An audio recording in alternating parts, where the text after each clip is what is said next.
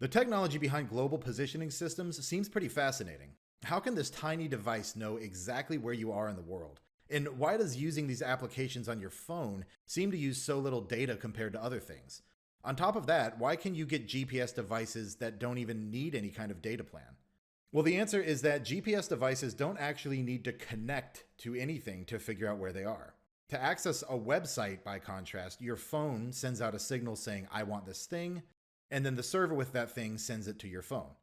For a GPS to work, all your phone needs to do is listen. Over the past several decades, the US Air Force has been sending out these satellites into space called Navstar satellites. And what these satellites do is constantly send out signals with a simple message. They say, I am in this location at this time and date. This is all that your GPS device needs to know in order to figure out where it is. Your device also knows what time it is, and therefore how long it took for that signal to arrive.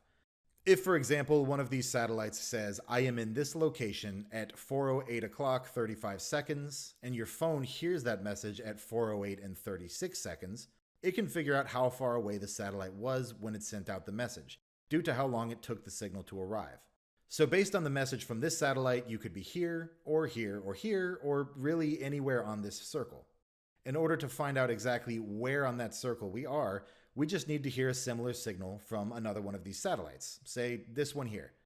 Once our phone receives this information, it does the same calculation, and then it just needs to triangulate. All of this stuff is very easy for your phone and any computer to calculate in its head.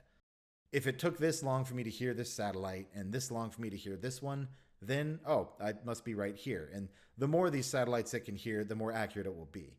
Now, because these satellites don't actually need to receive or relay any data, a theoretically infinite amount of GPS devices could be built on Earth and they would work just fine. As long as they can receive the signals that these satellites send out in every direction, they can then calculate where they are with their own internal computers.